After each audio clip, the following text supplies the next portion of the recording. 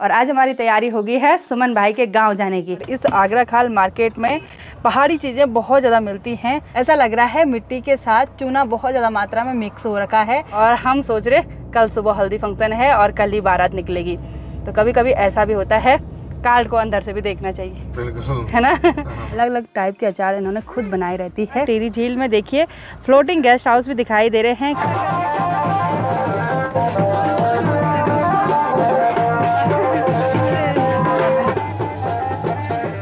सबसे पहले आप सभी को मेरा प्यार भरा नमस्ते। मेरा नाम है प्रियंका तिवारी और आप सभी का स्वागत है देवभूमि उत्तराखंड के खूबसूरत देहरादून शहर से। सुबह का टाइम है, मौसम काफ़ी सुहावना है, अच्छी सी तेज़ धूप खिली हुई है और देहरादून में भी अब काफ़ी गर्मी होने लगी है। हमको तो गांव के हिसाब से ज़्यादा ही गर्मी महसूस होती है। इसी के साथ मैं, हस्बैंड जी और सुमन भाई बिल्कुल रेडी हो गए हैं। हमने अपने बैग भी पैक कर लिए। एक बैग हमारा है और एक सुमन भाई का है। और आज हमारी तैयारी हो गई है सुमन भाई के गाँव जाने की। सुमन भाई तो बहुत खुश हो रखे गाँव जाने के लिए ना जी। सुबह से बहुत एक्साइटेड हो रखे हैं और फोन कर रहे हैं अपनी बेटी को बार बार। 5 बजे उठ गया था और यहाँ 10:30-11 हो गए है ना। चलो अब चलते हैं। बिल्कुल। तो पहले भी हम सुमन भाई के गांव गए थे और इस बार हम खास फंक्शन में शामिल होने के लिए जा रहे हैं। सुमन भाई का गांव है टिहरी गढ़वाल और यहाँ देहरादून से टिहरी पहुँचने में लगते हैं लगभग 4 से 5 घंटे। तो चलिए खूबसूरत सफ़र में आगे बढ़ते हैं।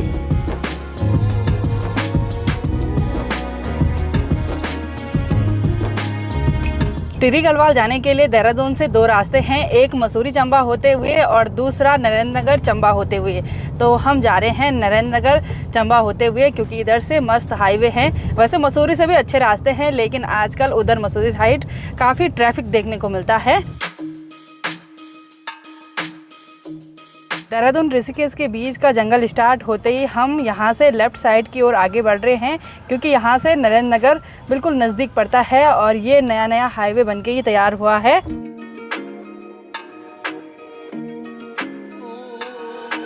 इस रोड पर लगातार आगे बढ़ते हुए अभी हम पहाड़ी की टॉप पर पहुँच गए हैं और सामने देखिए नरेंद्र नगर शहर भी दिखाई देने लग गया है।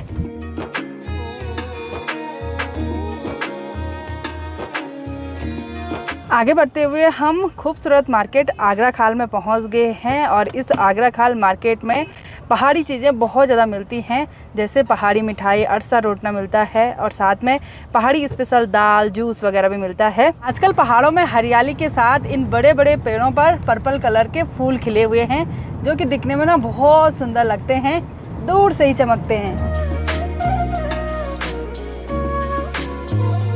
सफ़र में आगे बढ़ते हुए हमको यहाँ पर एक गजब की पहाड़ी दिखाई दी। पिछली बार जब हम यहाँ पे रुके हुए थे तो यहाँ से खूब पानी निकल रहा था और आजकल देखिए दूसरे टाइप की दिखाई दे रही है।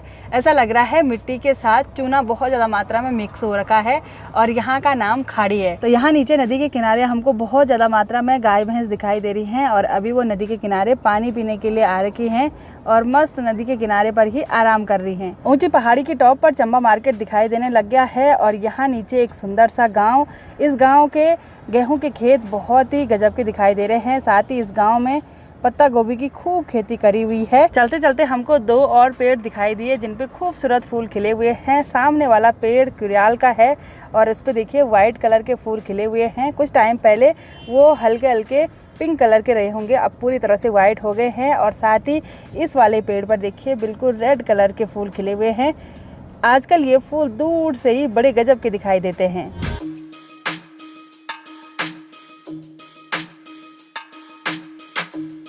अभी हम चंबा में पहुंच गए हैं। यहाँ पर हमने एक स्टॉप ले लिया है और सुमन भाई मार्केट जा रखे हैं क्योंकि यहाँ से मिठाई वगैरह ख़रीदनी है और साथ ही सुमन भाई ने अपने घर के लिए कुछ सामान लाना था तो वो मार्केट उस सामान को लेने के लिए जा रखे हैं।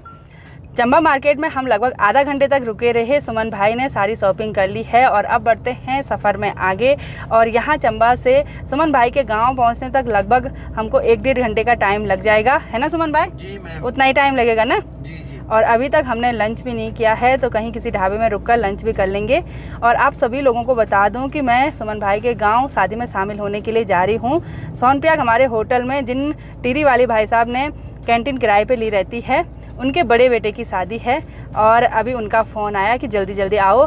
और हमने कार्ड तो अंदर से देखा नहीं कि कितने तारीख को हल्दी फंक्शन है और कितने तारीख को शादी है। वैसे फ़ोन पर नॉर्मली बात हुई थी और उनका हल्दी फंक्शन ना आज है वो अभी अभी हमको फ़ोन कर रहे थे, जल्दी जल्दी आओ, हल्दी फंक्शन शुरू हो गया है। और हम सोच रहे कल सुबह हल्दी फंक्शन है और कल ही बारात निकलेगी। तो कभी कभी ऐसा भी होता है, कार्ड को अंदर से भी देखना चाहिए, बिल्कुल, है ना। और इधर साइड ना गर्मी मतलब ठीक ठाक हो रही है, देहरादून के जैसी ही गर्मी हो रही है। हमारे इधर साइड की तरह ठंडा ठंडा नहीं है। इधर साइड बारिश भी थोड़ा बहुत कम होती है ना, बारिश कम होती है। इधर साइड की रोड सबसे मस्त है, रोड पर एक भी जगह गड्ढे नहीं है।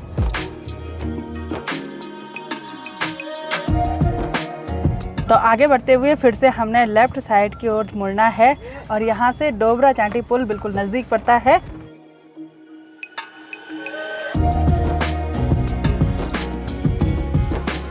दिन के लगभग 2:30 बजे का टाइम हो गया है और हम लंच करने के लिए रुक गए हैं एकांत ढाबे में। पहले भी हमने इस ढाबे में खाना खाया हुआ है, यहाँ का टेस्ट हमको बड़ा गजब का लगा था। और यहाँ के जितने भी मेंबर हैं ना, वो हमारे व्लॉग देखते हैं, उनका नेचर भी बहुत अच्छा था। तो आज भी हम इसी ढाबे में खाना खाने के लिए रुके हुए हैं। हस्बैंड जी कार चला चला के मुझे लग रहा है थक गए हैं, तो मस्त झूला झूलने लग गए हैं। मज़ा आ रहा, झूला झूलने मज़ा आ रहा। हाँ।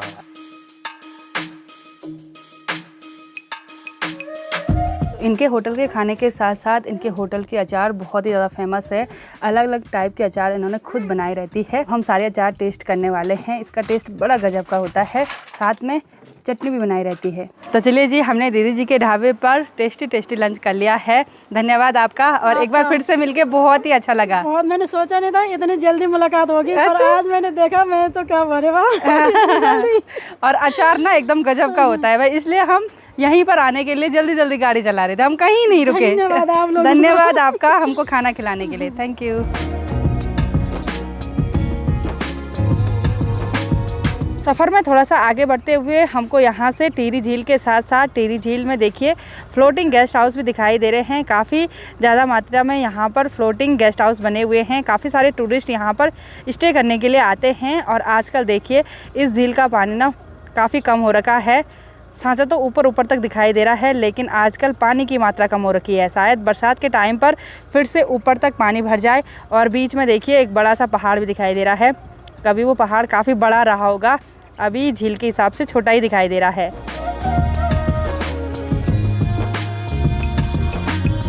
तो चलिए जी, अभी हम डोबरा चांटी पुल को क्रॉस करते हुए दूसरी पहाड़ी की ओर आगे बढ़ रहे हैं। और ये वाला पुल टिहरी लेक के ऊपर बना हुआ है और एक पहाड़ी से दूसरी पहाड़ी को कनेक्ट करता है।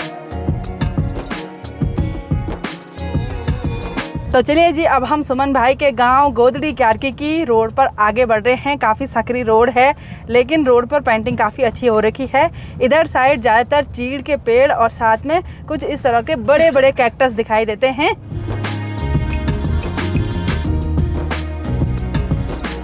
खूबसूरत सफ़र में आगे बढ़ते हुए हमारी गाड़ी का सफ़र यहीं पर समाप्त होता है। हमने अपनी गाड़ी रोड के किनारे पार्क कर ली है। तो सुमन भाई उधर दुकान में जा रखे हैं और सुमन भाई को लेने के लिए सुमन भाई की बेटी आ रखी है। क्या नाम है आपका? तमन्ना। कैसे हो, ठीक हो? चलो बढ़िया। और सामान वगैरह हमने बाहर निकाल दिया है और अब सुमन भाई के गांव जाने के लिए हमको काफ़ी लंबा पैदल रास्ता तय करना पड़ेगा। उधर पल्ली साइड यानी कि सामने वाली पहाड़ी पर सुमन भाई का गांव दिखाई देता है और यहाँ नीचे उस वाले घर पे शादी है। और उस छोटे से गांव में, क्यारकी गांव में 2 जगहों पे शादी हैं। तो हम नीचे वाले घर में शादी में शामिल होने के लिए जाने वाले हैं। और ये गांव वैसे काफ़ी बड़ा है, ऊपर गोदड़ी है, इधर क्यारकी है। तो गोदड़ी क्यारकी एक ही गांव है, लेकिन ये छोटा सा गांव अगर हम अलग बोलें तो इसका नाम है क्यारकी। जिस घर में हमने शादी में जाना है वहाँ से ज़ोर ज़ोर से बैंड बजा की आवाज़ आ रही है और साथ में काफ़ी सारी महिलाएँ येलो कलर की साड़ी पहने हुई हैं। आज हल्दी सेरेमनी थी, तो अभी हल्दी सेरेमनी का समापन हो रहा होगा। तो चलिए जी, गाड़ी को अच्छी तरह से ढकाने के बाद सभी ने एक एक बैग पकड़ लिए हैं और अब चलते हैं सुमन भाई के गांव की ओर। तो चलिए जी, अब हमने इस रास्ते से डाउन जाना है और इधर साइड का रास्ता बिल्कुल भी अच्छा नहीं है, सिर्फ कंकड़ पत्थर जाता है इस रास्ते पर। और जब तक गाँव नहीं आया ना, तब तक बिल्कुल ऐसा ही रास्ता है। सुमन भाई, इधर साइड रास्ते नहीं लगते ना? नहीं, बहुत कम ना? बहुत कम रास्ते हैं जी। अच्छा, तो इधर साइड बहुत कम काम होता है शायद, क्योंकि पिछली बार भी जब मैं आई थी तो इधर साइड ऐसे ही रास्ते थे और इस बार भी ऐसे ही है। और अभी गांव से काफ़ी छोटे छोटे बच्चे आ गए हैं हमारे सामान को लेने के लिए। इतनी जल्दी दौड़ दौड़ के आए ना, हमने नहीं बोला था, हम तो आराम आराम से रास्ता लग रहे थे, लेकिन शायद पवार भाई जी लोगों ने बोला होगा कि उनको लेने के लिए जाओ। हम तो आराम आराम से जाएंगे। और गाड़ी में बैठ के बिना पैरों में अकड़न टाइप की आ गई है, नीचे चला ही नहीं जा रहा।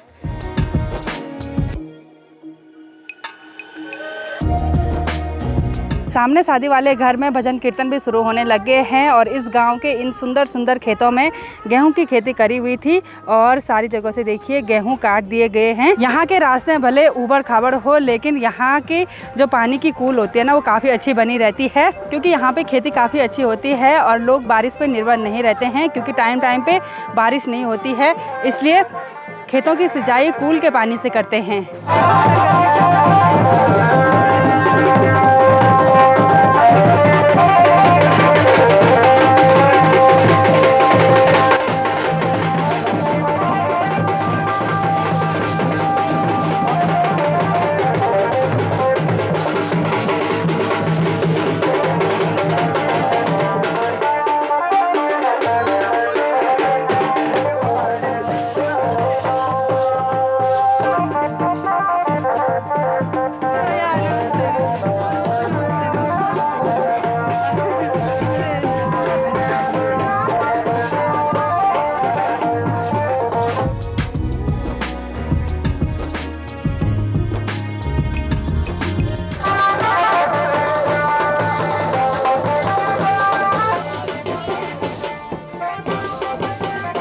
भजन कीर्तन के समापन के बाद बाहर पूरी तरह से अंधेरा हो गया है और अभी मैं बिल्कुल रेडी हो गई हूँ मेहंदी फंक्शन में शामिल होने के लिए। दूल्हे राजा को मेहंदी लगना स्टार्ट हो गया है, साथ में जोर जोर से बैंड बाजा भी बज रहे हैं और थोड़ी देर में डीजे लगना भी स्टार्ट हो जाएगा।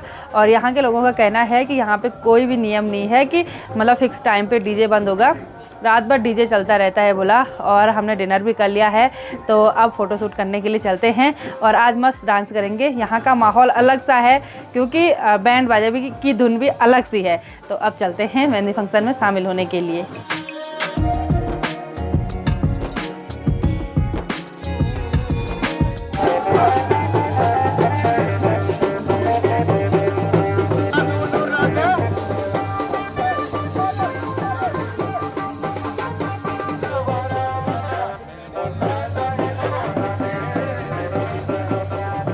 रात के लगभग 1:30 बजे का टाइम हो गया है और हमने बैंड बाजा की धुन पे और डीजे के गानों पर मस्त डांस किया और अभी भी सभी गांव के लोग डांस कर ही रहे हैं। यहाँ रात भर डीजे चलता रहता है तो लोग मस्त मज़े से झूम रहे हैं। इधर साइड थोड़ा सा स्लो मोशन के गानों पर लोग ज़्यादा झूमते हैं, जबकि हमारे यहाँ बिल्कुल थोड़ा सा स्पीड रिदम वाले गानों पर ज़्यादा झूमते हैं। तो थोड़ा सा डिफरेंस तो देखने को मिलता ही है। और मेहंदी फंक्शन का समापन भी हो गया है, दूल्हे राजा को मेहंदी लग चुकी है और कल दूल्हे राजा की बारात निकलेगी, तो हम भी शायद बाराती बन के जाएंगे। तो आज की इस वीडियो को यहीं पे एंड करते हैं। आई होप आपको वीडियो पसंद आई होगी। वीडियो पसंद आए उसको लाइक कीजिए, कमेंट कीजिए और अपने दोस्तों के साथ शेयर कीजिए। मैं प्रियंका योगी तिवारी मिलती हूँ आपको अपनी अगली नई वीडियो में। तब तक के लिए जय देवभूमि उत्तराखंड।